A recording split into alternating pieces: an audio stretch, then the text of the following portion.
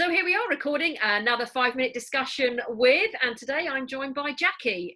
Jackie and I, again, connected on LinkedIn, commented on each other's posts, and then actually thought there's some business correlation. There's some stuff that we could do together, because I'm all about the personalities, the disc profiling that I do, and discovering why people do the things they do, why they say the things they do. But Jackie, you're all about the colours in people's lives, and not just about whether I wear red lipstick, whilst that has an impact. So tell me a little bit more about how colours will impact people's personalities. Well, colour has an energy. We know that just because when we go out on a sunny day or a grey day, our mood shifts. There is definitely an energy to colour that people pick up on. But what people don't realise is that we all have a natural affinity towards a certain colour range. So if you get small children, for example, they know what their favourite colours are, or they'll always colour in their favourite colours, or they'll play with blocks in their favourite colours, and they just instinctively migrate to them. So from a colour perspective, what we're saying is we help you tune into those, so that when you surround yourself with colours, whether it's your wardrobe, your home, your garden, those colours are supporting you in your best energy. But it actually goes much further than that. The colour, I liken it to the Pareto principle, where 80% of what you see is the colour, but 20% of what you see is the style, the personality, how I've chosen to put it together, the small details. And actually in that 20% is 80% of what you get, the messaging. So like the iceberg principle, and particularly now that we're all working on Zoom, you get to see this much of me. And at House of Colour, we talk about this as the communication zone. The problem and the challenge we've got at the moment is this communication zone is having to do everything. This is giving you clues to who I am. Whereas if we had met in person, and ordinarily we might have felt that connection and then met for coffee, even though you wouldn't necessarily consciously notice what I'm wearing below this line, you know, what trousers or skirt or shoes or bag, you pick it up. And we communicate on every sensory level. So, you know, as soon as I say smell, people go, oh God, BO, or whatever it might be. But actually, it could just be something as simple as smelling the coffee that you're drinking, or the smell of the bread coming from the bakery, or, you know, in London, it's the traffic smells. It's not necessarily you, but there are some very, very subliminal levels that we communicate on.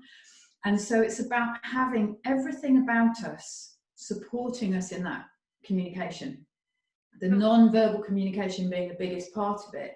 And so through that non-verbal, what I say is when you're verbal, I have an image of the red arrows in my head. So that stunning power, you know, it's lovely when they're doing the loops together like this, but when they come in together, there's a real power when they're in line and they are aligned.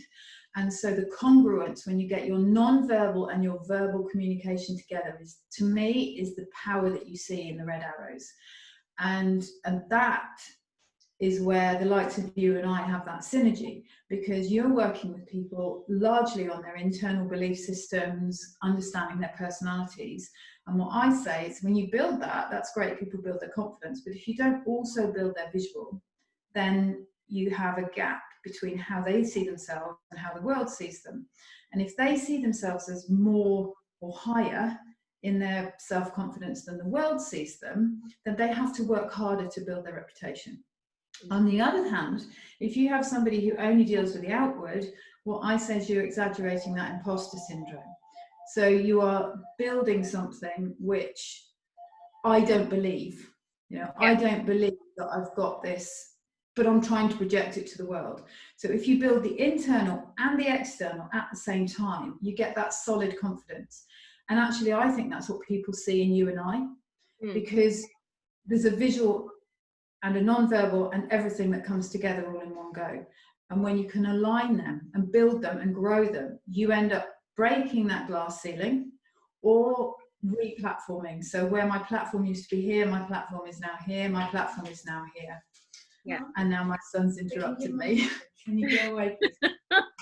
No, I love that, because it just that when you suddenly, I'm right in the flow and then he comes. But isn't that I mean, I'm going to keep this bit in the recording, we're getting to the end of the 5 minutes now, but it just proves about how we're all working from home, but life is still happening on the other side of the door. So It absolutely is still happening. thank you. Thank you for bringing the phone in. I will carry on talking. Darling, I'm actually being recorded, and you're now going to go out on a live network somewhere. And this is my extrovert, so he needs to wear those extrovert things. I do not. Oh, Jackie, it's been wonderful. I'll carry on talking to you while we're out. I think I like the way that you talk about, you know, you're peeling back the layers and just being the true you, which is what I do with personalities, and it's what you do with colours. So I'm looking forward to working with you in the future, because there's some great programme ideas we've got together. So I should say bye for now, stop the recording and carry on. Take care.